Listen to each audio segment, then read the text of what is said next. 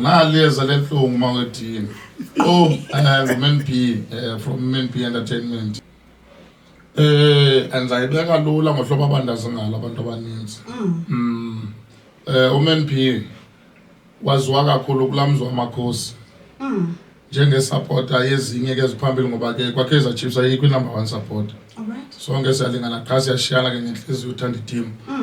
Ngomnye waziwa kakhulu nami ndaziwe kakhulu nje kakhulu jikelele kungenxa yeKaizer Chiefs. Once wathi Woman B lo ulandela iKaizer Chiefs wonke umuntu sozanga nazi.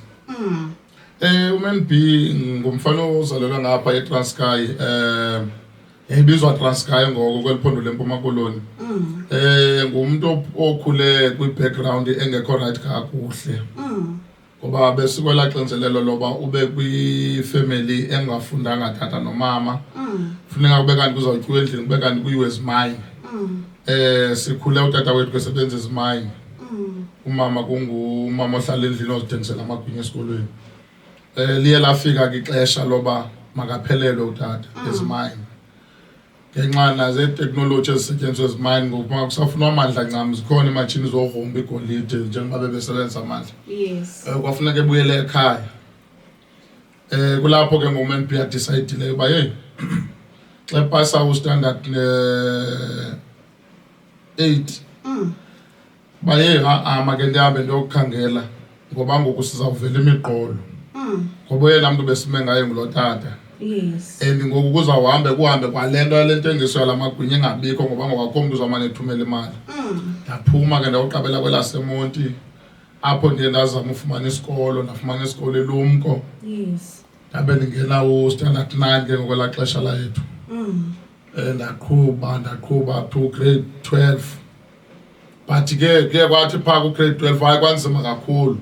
Ke ngoku umohluko ukhona ukufunda ezilalini nasemakhaya. Exactly. Ukufunda elokishini nasemasezilalini. Apho ufike emajiteni kwa uhlobo lonxiba igrey ayiyo la grey yethu ka grey. Unxiba into ezisemcimbini. Qala uzibone pha uphinde ujonge isihlangu unxiba isihlangu esi1. Unyaka wonke amajita kwimeko right. Yes. Kula level yobubone la grey wakho awusebenzisa uthungwe uyayibona ingxowa yecabbage. Lanto elihlaza. Xa ugain weight yaqhaqheka pha ngemva ezantambo zibe wrong. Kwakuyi amaxesha oba ndonqene nophuma ngebreak ndiye ngoba xa uphuma eklasini kuzobonwa la ntsika. La mthungu uqhaqheke ngemva. Uhlale eklasini kube ibreak baphume babuya abantu. Kodwa ke uMan P uthe phakathi ku grade 12 aqonda imeko enzima wathatha isigqibo soba no mandihambe ndikhangela umsebenzi. Benecamera ke ngoku ndiye ndafocusa kakhulu kwinto yephotography. Yes. Ndaye eziclubhini ndayofuna uba yi-night club bouncer. Bandinike opportunity ke indawo elapha eOxford kuthiwa iVikings yamaNigeria. Ndabhawunsa kuyo ndabhawunsa ndaqokelela imali. Ndithe xa ndiqokelele imali ndavula i-security. Kulapho ndiqale khona into yecompany ye-bouncers yenyuka ndazovula i-security company onogada. uMan P wakhula kanjalo ke ngoku business wabona nezinye izinto zokuncedisa. Yes.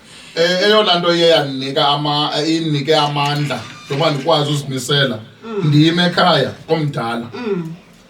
Kuwa kumzi wasekhaya kuxhomekeke kum. Ngoba xa ixhego seliphelelwe ngoku akukho mntu unophinda nantsika.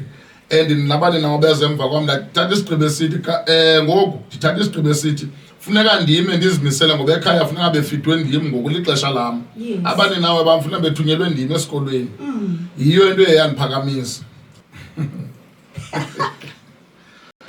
Kwentwana ziye zimoshe zimaze ukubiza lamagama asemakhaya wena sesiwam.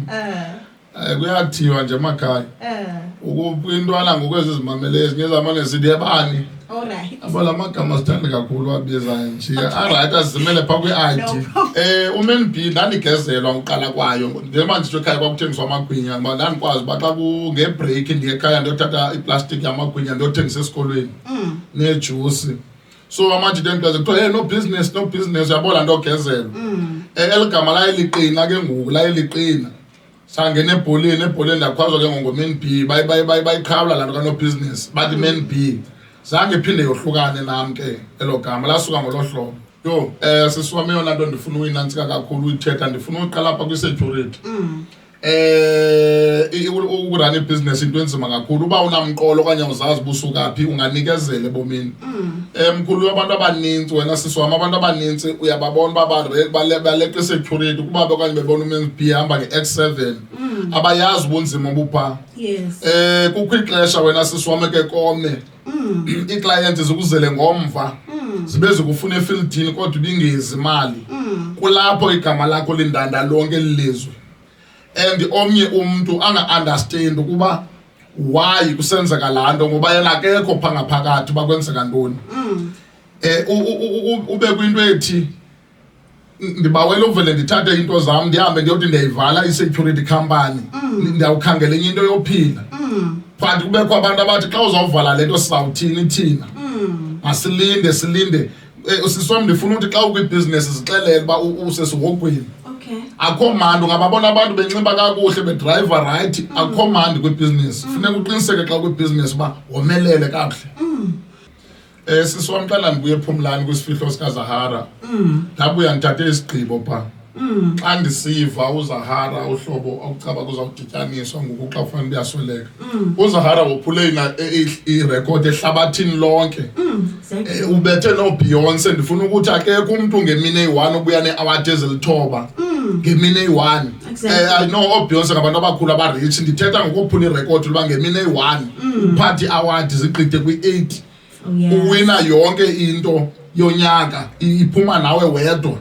kodwa xa ufanele uba uyasweleka okanye uyangcwatya iyastrugglisha ifamily yakhe uve izinto zoba bathathelwe izindlu kutheni that never again kweliphondo lempuma koloni we know most our government is always promising kwizifihlo baba zizipika bathethe bathembise awuphuma abantu siphele isifihlo baphinde babuyele kuloo ndawo that not kweliphondo lethu abantwana banetalent bakuthi ngoba bangahambi bogqilazwe eRhawutini umuntu ofuna eRhawutini makazele ngothanda izinto ngoba laa nto iseRhawutini ililapha and loo nto ndibabonisile ndisuke apha ndokwenza ingoma noTire Durban ndasuka apha ndoqabela eRhawutini ndokwenza ingoma noRethabile Khumalo ndasuka apha ndaya kuNight Music eRhawutini uMT unengoma epha ekhompyutheni kuthi endlini oBig Zulu baquqa kwami endlini yenze ingoma noDanger weBig Nas yinto olingenoyithatha uyisuse kweza ndawo uyizise e-Eastern Cape why funeka sisuke e-Eastern Cape siyosafarisha ngapha ya ngoba aba bantu abathethi inyani baseGulu balala njani batya njani kulusizi wena sisiwami so nathi italent yase-Eastern Cape siyayikhangela apha ekhaya uba umuntu ulambile uMNP akakwazi ubatyisa njengoba bebanintsi umuntu uzamane egoduka ayotya ekhaya usuke eMonti ubheke eMthatha kokude usuke eMonti ubheke eBhaya kokude but kuba nzima usuke eRhawutini uze ekhayeni and kuba nzima usuke eRhawutini uze ungenanto ubumke ixesha elide that's why abantu bethu bephelele kuyo andifuna uxoka sisiwami yinto enhle yona ndayiqala uyenza kodwa indlela inzima ngoba udibana nabantwana abasuka kwiifamily ngee-families omnye unalo italente right but imbeko uhlobo loziphatha sine-challenge enkulu sisi apha ephondweni le-drugs baphunyuke abanye kufunga kodwa hayi uyaxoka uMNP akazulenza ixesha kubani bani uyeva kunzima uyabumba uyaphunyuka abanye bayaqhuba kakuhle kodwa i-drugs challenge yethu enkulu kakhulu i-drugs challenge enkulu kakhulu and inida umuntu ongamanga yedwa oncediswayo naliyeza lenhlungu makwethini nawuthi ibhute ekwekweni now is our time